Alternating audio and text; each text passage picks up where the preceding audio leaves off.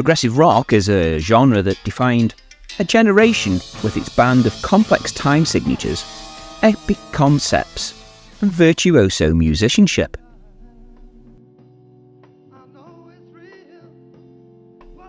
Bands like Pink Floyd, Yes and Genesis became household names. But behind the giants of the genre, there were other bands, equally talented, equally groundbreaking, that never quite got their due.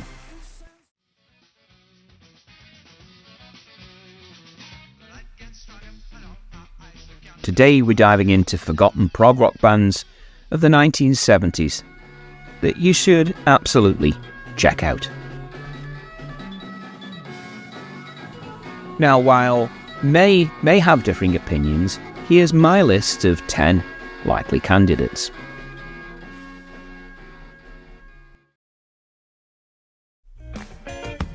To understand why these bands have been overlooked, we need to set the stage. The late 60s and early 70s were a hotbed of musical experimentation. Progressive rock emerged as a genre where bands could push the boundaries of rock music, blending it with elements of classical, jazz and avant-garde. It wasn't just music, it was an art form. But for every Yes or E LP, there were bands that, despite their innovation, never made it to the mainstream. First up, Gentle Giant, a band whose name might be familiar, but never quite broke through in the way that they deserved. Formed in 1970, Gentle Giant was known for their complex vocal harmonies, intricate musicianship, and a sound that ranged from medieval-inspired melodies to jazz fusion. They were a musician's band.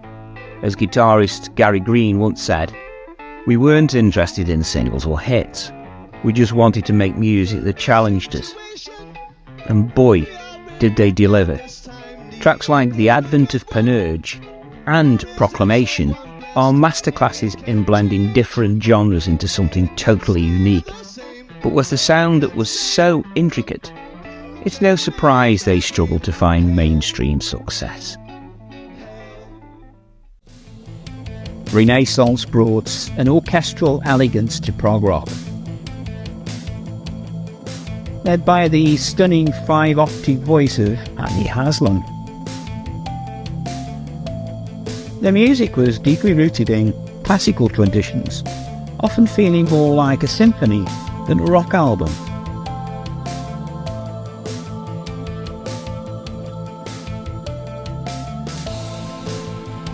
Haslam once described their music as a bridge between classical and rock, and you can hear that blend in tracks like Mother Russia and Ashes Are Burning.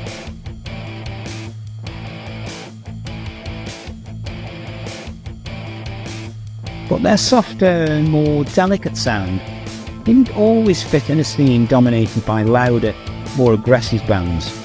What's the pity? Next, Van der Graaf Generator.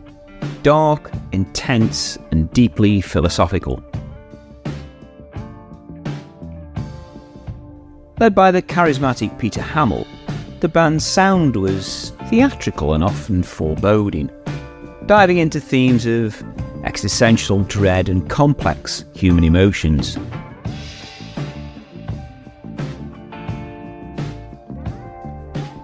Hammill once described their music as not for the faint-hearted, and it's true. Their magnum opus, Plague of Lighthouse Keepers, is a 23-minute journey that's as unsettling as it is brilliant. It's no wonder they were overshadowed by the more radio-friendly prog bands. They were simply too avant-garde for the mainstream.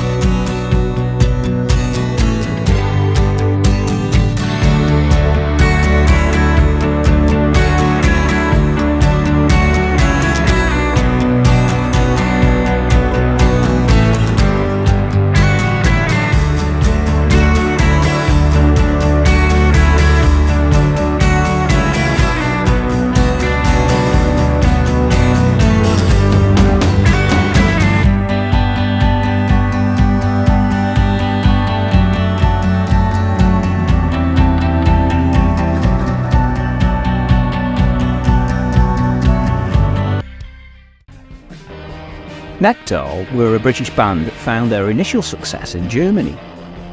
They brought a particular psychedelic edge to their brand of prog rock. Their concerts were immersive experiences, blending music with vivid light shows that were ahead of their time. Bassist Derek Mo Moore once said, "We saw ourselves as storytellers. Our music was meant to take you on a journey." Now their concept album, Remember the Future, does just that, with its tight instrumentation and soaring vocals. But the band struggled to make waves in the UK and US markets, leaving them as another one of the hidden gems of this era.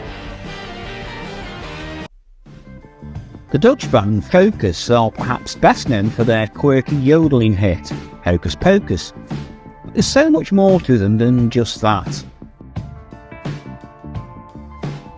Combining classical influences with jazz improvisation, Focus's music was dynamic, inventive and often very tongue-in-cheek. Ties van Leer, the band's flautist and keyboardist, once said, "We were a bit mad, but we were serious about our madness." That madness comes through in tracks like Sylvia and The Epic Eruption, showcasing their musical virtuosity.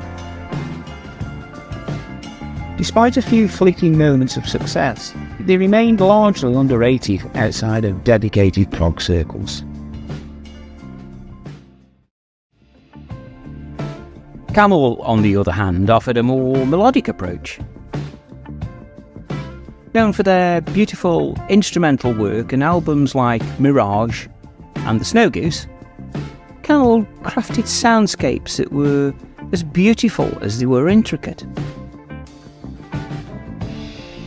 Andy Latimer, the band's lead guitarist and primary composer, said of the work, "We always try to paint pictures with our music."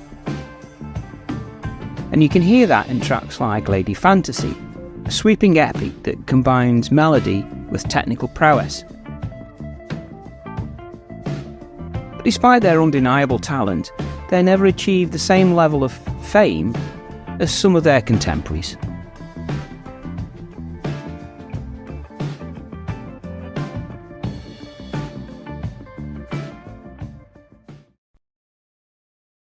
These bands pushed the boundaries of what rock music could be, often going further than their more famous peers. Their experimentation and artistry laid the groundwork for countless artists that followed, even if they didn't always get the recognition they deserved at the time.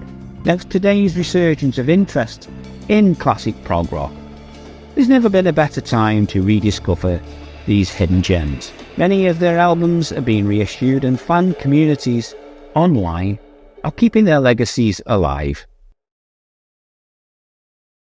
So whether you're a die-hard prog fan or new to the genre, take a moment to dive into the back catalogues of these wonderful bands. You might just find your new favourite album. You never know. Drop a comment below, if you will, with your own forgotten prog rock recommendations, and let's keep the conversation going. If you've enjoyed this deep dive into the world of forgotten 70s prog bands, don't forget to like and share this video with someone who you might also enjoy it. Then there's that little subscribe option down there that's looking so lonely at present and would make this so much worthwhile if you were to just click it as well. There's that blessed notification bell so you never miss another episode. Until next time, keep spinning all those wonderful albums and I'll catch you on the flip side. Bye for now.